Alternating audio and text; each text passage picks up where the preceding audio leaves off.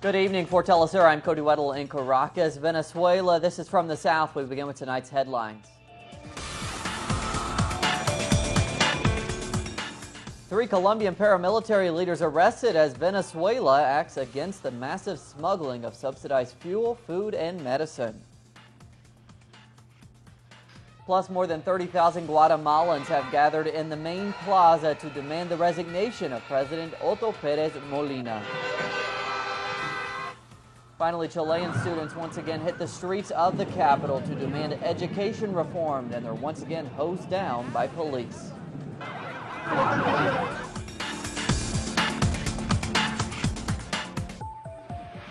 The Venezuelan president, Nicolas Maduro, has confirmed the capture of 3 heads of Colombian paramilitary organizations inside Venezuela. Now, the arrest came as part of the security operations underway to secure the country's border. Maduro was speaking at a pro-government women's conference in Caracas. He said 2 of the paramilitary leaders had been detained in the east of Venezuela, showing the extent to which these right-wing Colombian militias are seeking to spread violence and unrest throughout the country. The other was arrested during a clash in the border state of Táchira. Yesterday, in La Fria, in Táchira State, there was fighting between our army and an armed paramilitary group on Venezuelan territory, and we captured a leader of these paramilitaries. You didn't know that, did you?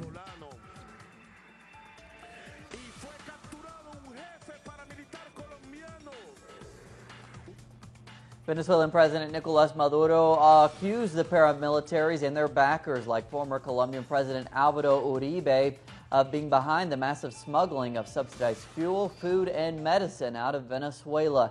And he made a clear distinction with the 5,600,000 ordinary Colombians who have left their homeland and have been welcomed here in Venezuela.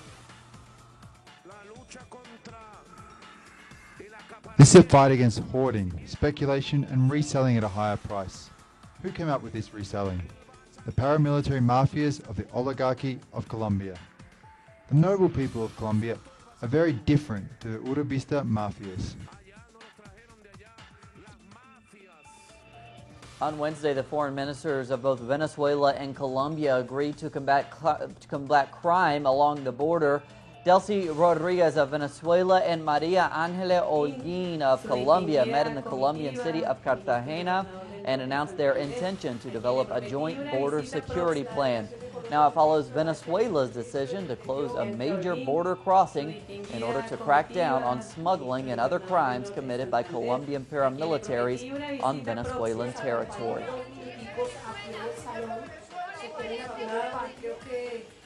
We have talked, and I believe this was one of the most honest and realistic meetings we have had in a long time, about the problems we have about criminal gangs devoted to drug trafficking and to contraband, which affects both countries in the same way. The foreign ministers did not discuss when the border would be reopened. Since the measure was implemented, the Venezuelan border state of Táchira has been less affected by basic food and gasoline shortages. These goods were being massively smuggled into Colombia, especially the city of Cúcuta, where prices are hundreds of times higher. In contrast, Cúcuta is now facing shortages. Fortunately, we became accustomed to living off the contraband. We are used to the Venezuelan price of gas, and we only turn to Colombian gas stations when things like this happen. 30,000 protesters have taken to the streets in Guatemala to demand the resignation of President Otto Pérez Molina, who is accused of leading a corruption scheme in the country's customs service. Now, in one of the biggest demonstrations so far, students, teachers, peasants, and indigenous movements gathered in Constitution Square and shouted for the president to step down. So far, Pérez Molina has refused. On Friday, the Guatemalan Supreme Court decided to open impeachment proceedings against the president, but Congress still has to lift the immunity from prosecution.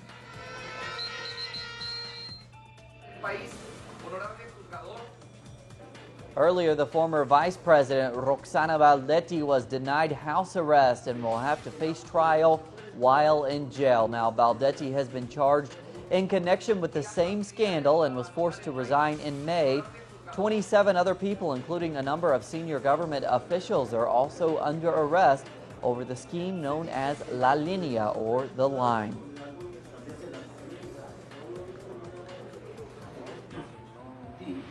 And we're going to go live now to Guatemala. We go to Luisa Reynolds, correspondent for the Costa Rican newspaper Tica Times, who has been at today's demonstrations. Thanks so much for joining us this evening. What's happening there now? Has the protest there ended? What's the mood there?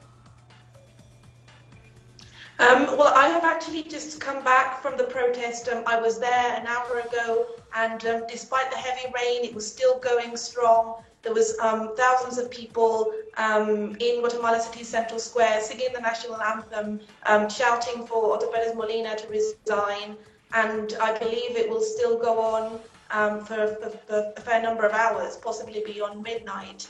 There was over 100 businesses today and over 400 schools that decided to close, despite the fact that the private sector lobby, CACIF, officially refused to join the boycott at the strike today. But even so, hundreds of small and medium-sized businesses, and even a number of large businesses like fast food chains, even McDonald's was closed for the day. Talk to me a little bit more about the role social movements are playing in challenging Pérez Molina's government. Well, there's been a number of peasant movements, social movements, groups of students who have been actively protesting against Pérez Molina's administration. Yesterday, there was armed clashes with the police in the municipality of Cuyotenango in the southeastern department of Suchitepeques, and I believe there was a number of people who were injured there. Although this started as very much of an urban protest movement, it has spread to rural areas as well. And what's sort of the latest on legally and constitutionally there? What could be the next steps in the possible impeachment process against the president? Well, it's all in the hands of Congress now, and I think that pressure from civil society is going to be crucial, because the proceeding that needs to be followed for Pérez Molina to be impeached is that a 5-member commission needs to be elected in Congress. That commission needs to analyze the arguments in favor of impeaching Pérez Molina, and then Congress as a whole needs to vote on that. A previous attempt to impeach Pérez Molina was already made at the request of Congressman Amílcar Pop from the indigenous WINAC party. But unfortunately, although the arguments were very strong, that impeachment procedure didn't go ahead because there's a covert agreement between the main opposition party, which is led by Manuel Valdizón, and the official Partido Patriota, which is Otto Pérez Molina's party. And let's remember that the leader party, which is leading the polls at the moment, has been involved in its own scandal. Its vice presidential candidate was revealed to have taken part in a huge money laundering operation as part of a separate investigation carried out by the UN-supported International Commission Against Impunity in Guatemala, CICIG. So unfortunately, there's that situation in Congress, which could be difficult. So it's a crucial moment, I think, where the amount of pressure that civil society can exert, if this protest movement continues, if these strikes continue to be called, then I think that will be crucial in terms of securing the impeachment of Pérez Molina. Luisa Reynolds, she's a correspondent for the Costa Rican newspaper, the Tica Times, there in Guatemala. Thanks so much for joining us this evening. You're very welcome. And we move on now with our Latin American coverage. Activists and relatives of the Ayotzinapa students marched in Mexico City to demand justice for the 43 Teachers College students who disappeared almost a year ago. The rally marked 11 months since they were missing in Iguala, Guerrero. The demonstrations come amid a lack of firm answers on the fate of the students. Experts outside the government have cast doubts on the state version that claims they were burned in a rubbish dump after being abducted by police and delivered to hitmen. Prosecutors are expected to release their final report on the case on September 6th. Definitely, the Mexican government has always lied to the Mexican society and the world about the young men being dead and buried in the rubbish dump at Cocula, where there are experts from the Inter-American Human Rights Commission and fellow Argentine forensic experts who have given their reports and have given us indicators that they're alive, in the sense that there is no response that demonstrates the opposite. Salvadorian ruling party Farabundo Marti National Liberation Front claims there is evidence that suggests connections between right-wing Arena Party and criminal organizations. Now, the FMLN says they have photographic evidence of certain Arena lawmakers, including some mayors, socializing with gang leaders.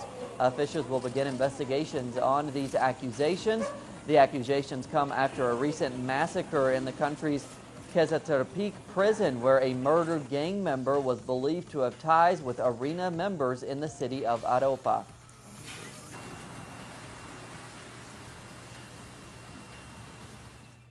Students have clashed with the Chilean police in Santiago in a new protest over education reform. The march began peacefully but escalated into violence after a group of students strayed from the authorized route, and police tried to disperse the crowds with water cannons, as we're seeing there. The protesters responded by throwing rocks at police, manning the water cannon.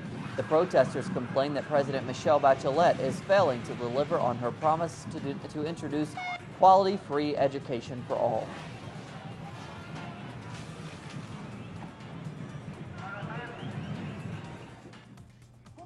Also, truck drivers in Chile are blocking highways to the capital of Santiago to protest a lack of safety and attacks on vehicles in southern Chile, allegedly done by pro-indigenous groups.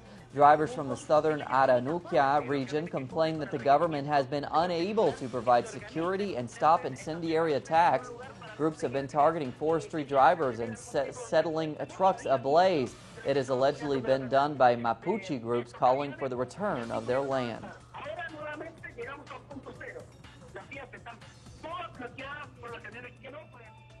Meanwhile, indigenous Mapuche communities have marched on the government palace to express their rejection of the truck drivers' protest, which they say only represents the owners of large transport companies. Mapuche representatives delivered a letter with their concerns with the truck driver protest. Their protest in front of the government house was put down by Chilean police.